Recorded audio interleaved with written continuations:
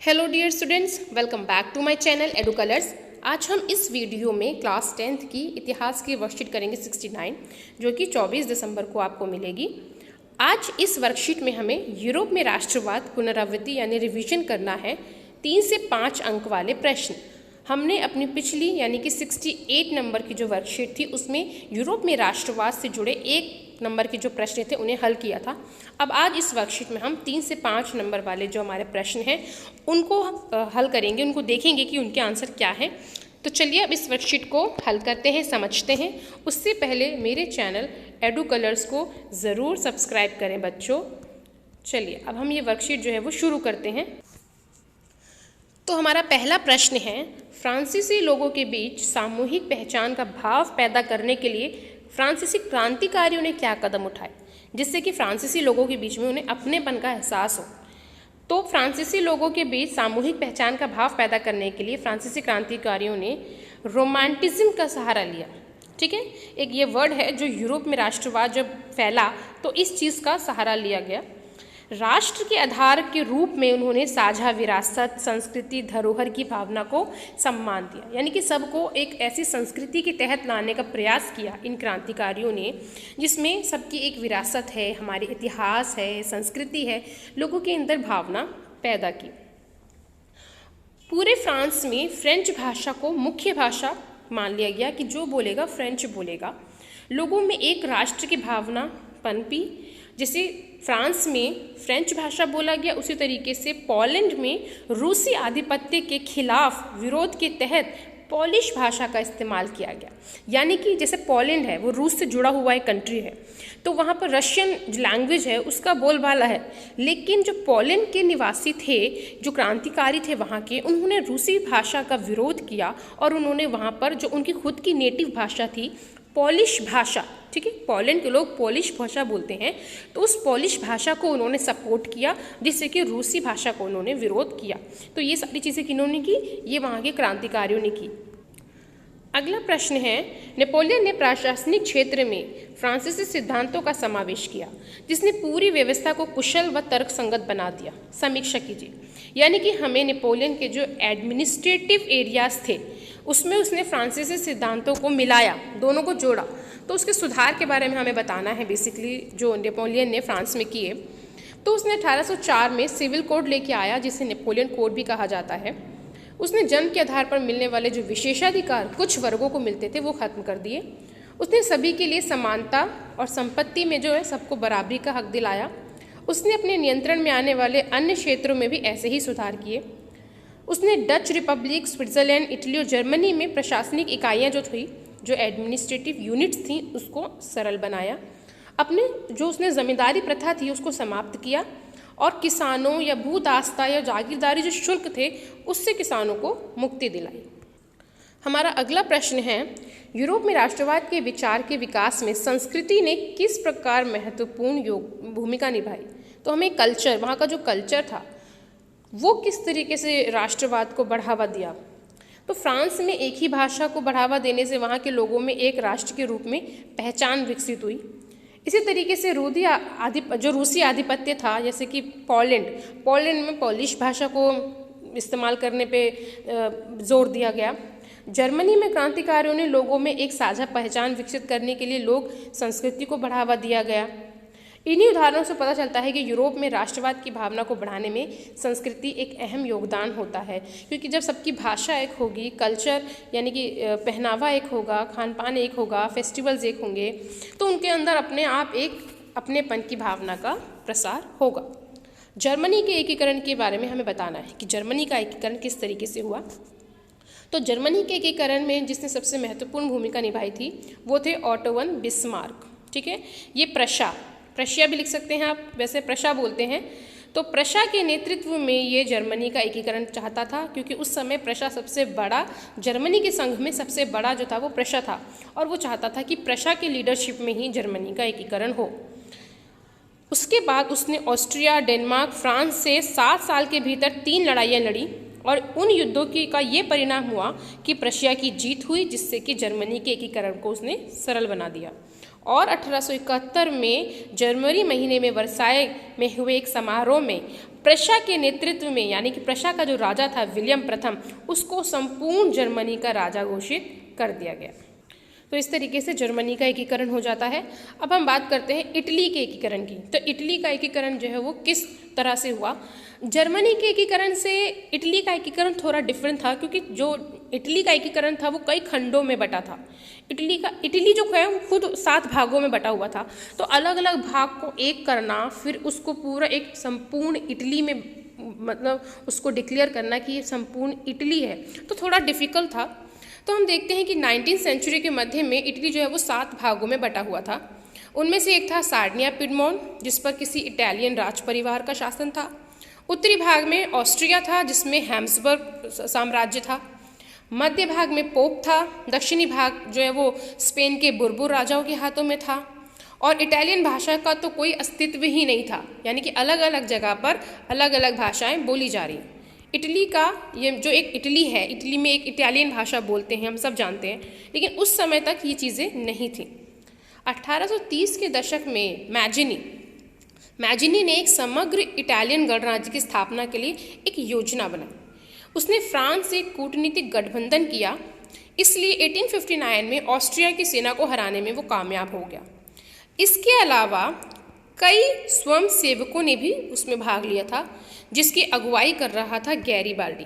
ठीक है, गैरीबाल्डी ने एक ऐसी सेना तैयार की थी जिसने इटली के एकीकरण में एक महत्वपूर्ण भूमिका निभाई थी।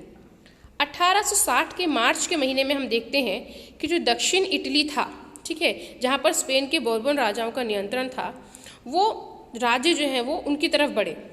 उन्होंने स्थानीय किसानों का समर्थन जीत लिया। फिर स्पेनिश यानी कि जो स्पेन के बुरबुर राजा थे वहाँ पे, उनको उखाड़ फेंका और 1861 में विक्टर इमानुएल द्वितीय को एक समग्र इटली का राजा घोषित उन्होंने कर दिया। इस तरीके से पूरे इटली का जो है एकीकरण संपन्न हुआ।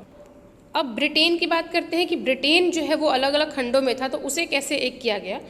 देखिए, ब्रिटेन जो है उस समय हम देखेंगे यूरोप के राष्ट्रवाद ने ब्रिटेन का विकास अलग तरीके से हुआ था। ब्रिटेन जो है यानी कि जो ब्रिटिश द्वीप है, आइलैंड है, क्योंकि ब्रिटेन जो है वो एक आइलैंड है, उसके आसपास छोटे छोटे देश हैं, वो 4 भागों में था, यानी कि इंग्लिश यानी कि ब्रिटेन के निवासी, साथ में स्कॉटिश यानी स्कॉटलैंड, वेल्श और आयरिश मीन्स आयरलैंड, तो वहाँ के लोगों को आयरिश बोला जाता है। तो ये 4 भागों में बटा था।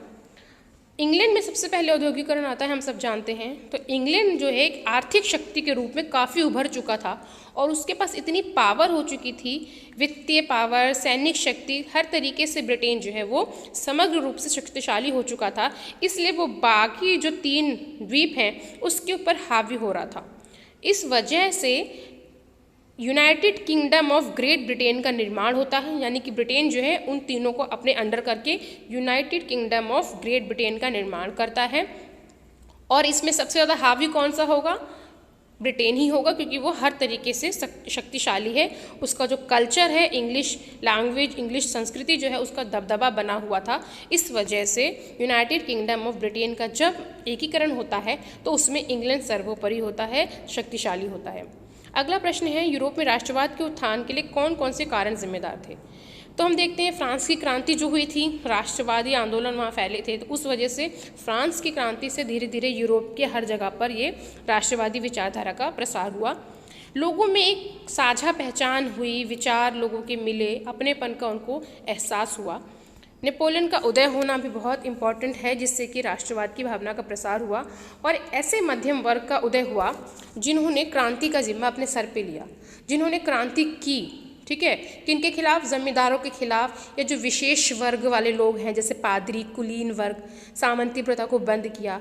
तो ये सारी चीज़ों के जब ऐसा मध्यम वर्ग आया जिन्होंने इन सारी चीज़ों के खिलाफ एक क्रांतिकारी योगदान दिया, तो इन सारी चीज़ों की वजह से राष्ट्रवाद का उत्थान जो है यूरोप में हुआ। अगला प्रश्न है, 1804 की नागरिक संहिता के प्रावधानों का उल्लेख कीजिए। यानी कि 1804 का जो नेपोलियन कोड है उसके बारे में बात हो रही है। तो इस कानून के अनुसार जन्म के आधार पर मिलने वाले जो विशेष अधिकार थे वो खत्म कर दिए गए। दूसरा पॉइंट है, इस कानून में संपत्ति के अधिकार को बराबर किया गया, सबको बराबर से अधिकार दिए गए। जमींदारी और सामंती प्रथा को खत्म किया गया।